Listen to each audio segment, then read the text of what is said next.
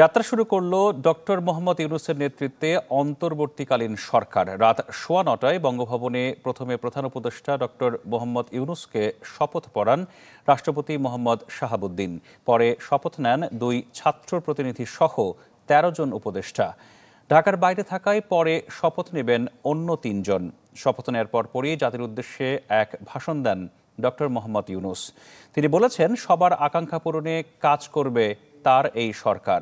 গণতন্ত্র ও মানবাধিকারের যাত্রাপথে সূচিত হবে নতুন দিগন্ত।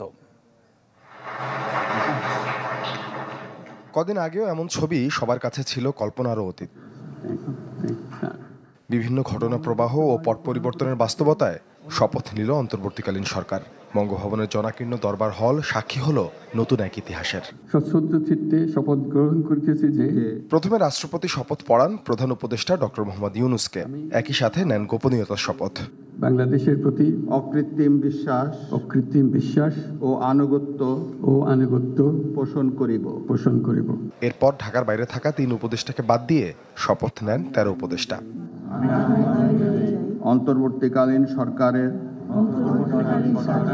উপদেষ্টা পদের কর্তব্য বিশ্বস্ততার সহিত পালন করিব। পরে গণমাধ্যমের সাথে কথা বলেন উপদেষ্টারা, জানান নানা চ্যালেঞ্জের কথা। আমাদেরকে ক্রোধ সম্বরণ করতে হবে, আইনগতভাবে যারা দোষী আছে তাদের শাস্তি দেওয়ার জন্য ব্যবস্থা নিতে হবে। সবাইকে আমি একটা কথা সবসময় বলি, আবারও বলি, যে পশু শক্তির বিরুদ্ধে আমরা লড়াই করেছি, আমরা যেন সেই শক্তির মতো হয়ে না যাই। তরুণদের সাথে আমাদেরও কিন্তু সম্পর্ক ছিল না বললেই চলে। কোনো কাজ করতে গেলে তারা যে প্রাসঙ্গিক হতে পারে আমরা তো ভাবিনি। আজকে তারা নিজেদেরকে প্রাসঙ্গিক প্রমাণ করেছে এবং প্রাসঙ্গিক স্থাপন করেছে।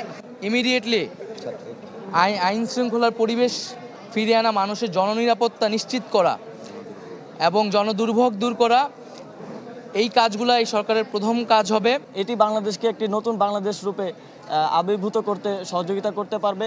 এই সরকারের যেমন নতুনত্ব রয়েছে, এই সরকার একটি নতুন বাংলাদেশ গড়তে পারবে।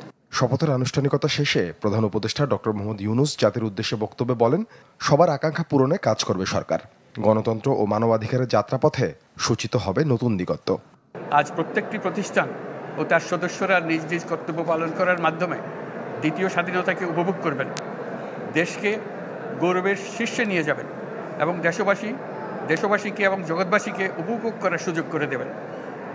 আমি জাতির পক্ষ থেকে প্রত্যেকের নির্ভয়ে আনন্দ চিত্তে নিজ নিজ কর্মস্থলে নিজ নিজ সামর্থ্য নিয়ে এগিয়ে আসতে অনুরোধ করছি। দেশের সকল মানুষকে আজ স্বাধীন, নির্ভয়, নিরুদ্বেগ থাকার জন্য নিশ্চয়তা দেওয়ার জন্য আমাদের ছাত্র শহীদরা প্রাণ দিয়েছেন। এই অভ্যুত্থানের মাধ্যমে সৃষ্ট সরকার দেশের প্রত্যেকের সরকার। এই অর্জনকে অনেক দূর এগিয়ে নেওয়ার প্রত্যয়ের কথাও জানান নোবেলজয়ী ডক্টর মোহাম্মদ ইউনূস। অভূতপূর্ব ঘটনার মধ্য দিয়ে অবশেষে গঠিত হলো অন্তর্বর্তীকালীন সরকার। এই সরকারের কাছে মানুষের প্রত্যাশা থাকবে অনেক, তবে দেশীয় এবং আন্তর্জাতিক নানা বাস্তবতায় কতটা সফলভাবে কাজ করতে পারে এই সরকার, সেদিকেই দৃষ্টি থাকবে সবার। সাদবিন শফিক, চ্যানেল 24, বঙ্গভবন, ঢাকা। এদিকে সুষ্ঠু নির্বাচনের মাধ্যমে জনগণের কাছে দেশের মালিকানা ফিরিয়ে দেবে অন্তর্বর্তীকালীন এই সরকার, এমনটাই প্রত্যাশা বিভিন্ন দলের নেতাদের। শপথ গ্রহণ অনুষ্ঠানে যোগ দিয়ে তারা বলেছেন, দ্রুত কার্যকরী পদক্ষেপ নেওয়ার মাধ্যমে নিয়ন্ত্রণে আনতে হবে দেশের আইন শৃঙ্খলা পরিস্থিতি। অন্তর্বর্তীকালীন সরকারের শপথ গ্রহণকে কেন্দ্র করে বৃহস্পতিবার বিকেল থেকেই বঙ্গভবনে আসতে শুরু করেন বিভিন্ন রাজনৈতিক দলের নেতাসহ আমন্ত্রিত অতিথিরা। ছাত্র জনতার আন্দোলনের মাধ্যমে পাওয়া নতুন এই বাংলাদেশে মানুষের ভোটের অধিকার ফিরিয়ে দেবে অন্তর্বর্তী সরকার, এমনটাই প্রত্যাশা রাজনৈতিক নেতাদের। তাদের সবকিছু নির্ভর করবে তাদের সাফল্যের উপরে। অতি দ্রুত নির্বাচন করতে হবে। সমস্ত জ্ঞানী গুণী শিক্ষিত লোক, সুতরাং ভালো কিছু আশা করতে পারি আমরা। যত তাড়াতাড়ি সম্ভব সবার সাথে আলোচনা করে সংস্কার করে মানুষের ভোটাধিকার প্রতিষ্ঠা করে যেন দেশে একটা জনগণের সরকার প্রতিষ্ঠা করে। এই যে ছাত্র সমাজের এই যে জনগণের আকাঙ্ক্ষা, এটাকে কিভাবে বাস্তবে রূপ দেওয়া যায়, সেটাই অন্তর্বর্তী সরকারের একটা অন্যতম দায়িত্ব। দেশে চলমান অর্থনৈতিক সংকট মোকাবিলা সহ আইন শৃঙ্খলা পরিস্থিতি দ্রুত সময়ের মধ্যে নিয়ন্ত্রণে আনার জন্য কার্যকরী পদক্ষেপ নেওয়ার উপরও গুরুত্ব দেন তারা। যারা ব্যাংকিং সেক্টরকে লুট করেছে, টাকা বিদেশে পাচার করেছে, সেই টাকাগুলো দেশে আনার ব্যবস্থা করবেন এবং তাদেরকেও আইনের সুপার্দ করবেন এবং পাশাপাশি বাংলাদেশ ব্যাংকে স্বাধীনভাবে কাজ করার সুযোগ দেবেন।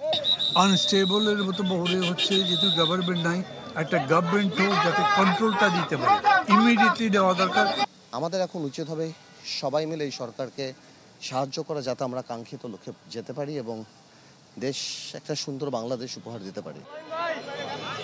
সাম্প্রতিক সহিংসতায় যারা নির্বিচারে হত্যাযজ্ঞ চালিয়েছে তাদের বিশেষ আইনের আওতায় এনে দ্রুত বিচার কার্যকর করার দাবিও জানান আমন্ত্রিতরা। আশরাফুল আলম আকাশ, চ্যানেল 24, ঢাকা।